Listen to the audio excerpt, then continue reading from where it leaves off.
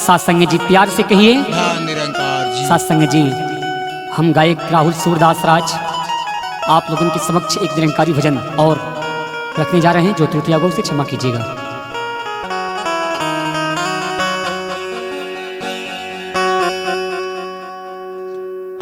आके गुरु दर पे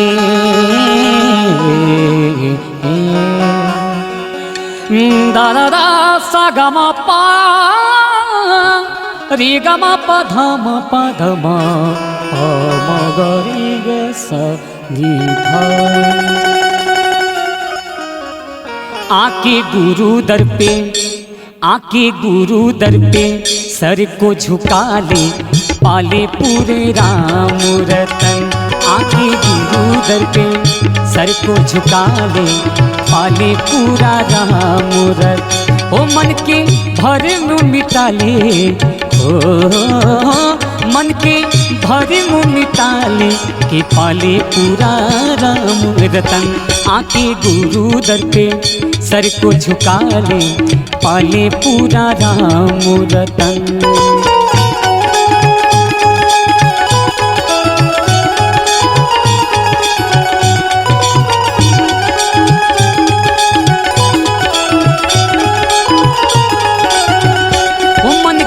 भरम मिटा ले, ओ मन के भरम मिटा ले, कि पाले पूरा राम रतन।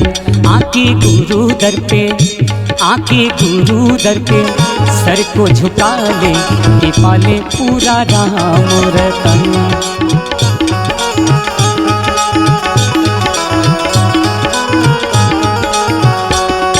सा गा मा पा पा पा रे गा मा पा धा मा पा धा, सा गा मा पा पा पा रे गा मा मा पा धा धा, से गा मा पा धा मा पा धा मा पा धा नी पा धा नी सा सा नी धा पा मा गा रे गा मा मा से गा रे गा गा गा सा गा मा पा रे गा मा पा धा मा पा।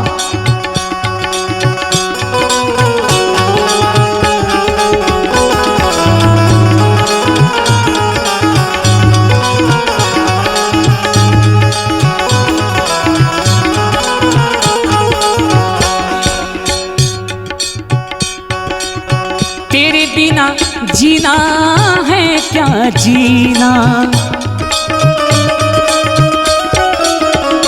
तेरे बिना जीना क्या जीना, तेरे बिना जीना क्या जीना, तेरे बिना,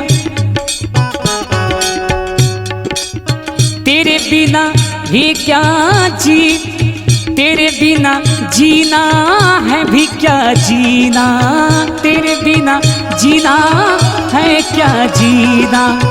तेरा चौकठ मेरा मदीना,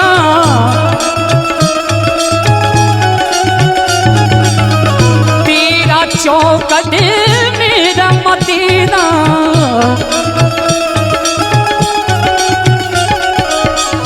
इसके प्यार में, प्यार में, इसके प्यार में, हो इसके प्यार में आके गुनगुना ले, कि पाले पूरा राम रतन। आके गुरु दर पे सर को झुका ले, पाले पूरा राम रतन।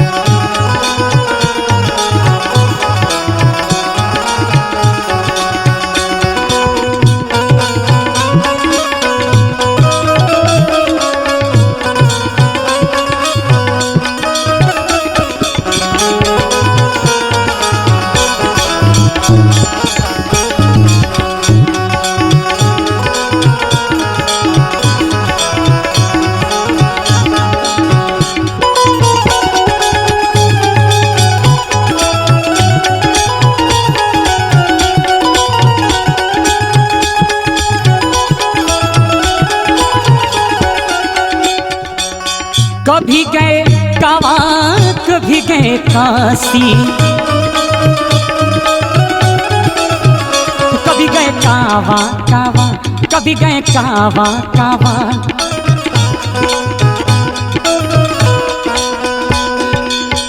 कभी गए कावा कभी गए काशी,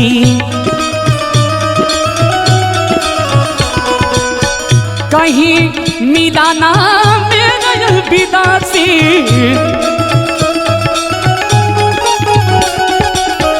कभी मिला ना मेरा या विनाशी, कहीं मिला।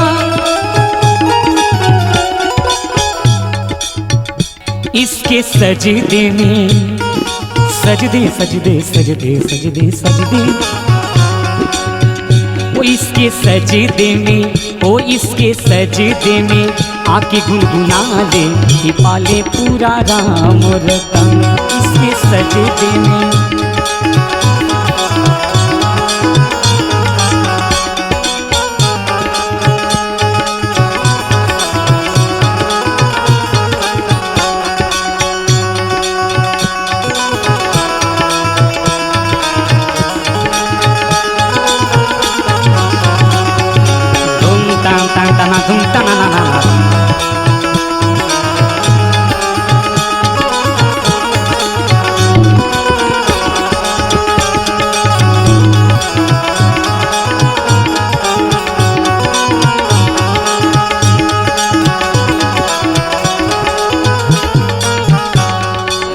संजय सुमन हुआ तेरा दीवाना,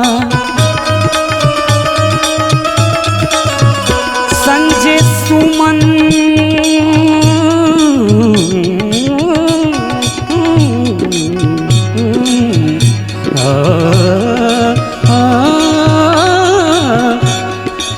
संजय सुमन हुआ तेरा दीवाना,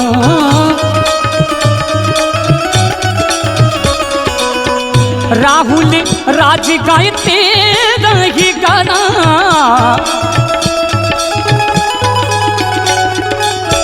राहुल राज गाए तेरा ही गाना।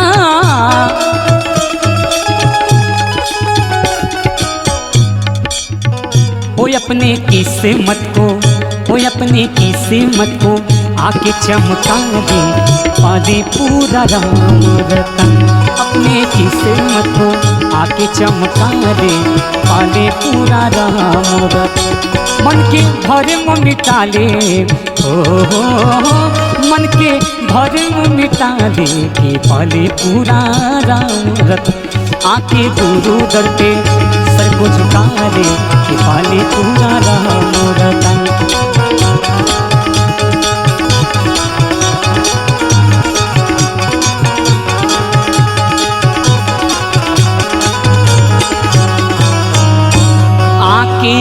गुरु दर पे सर को झुका ले के पाले पूरा राम रतन।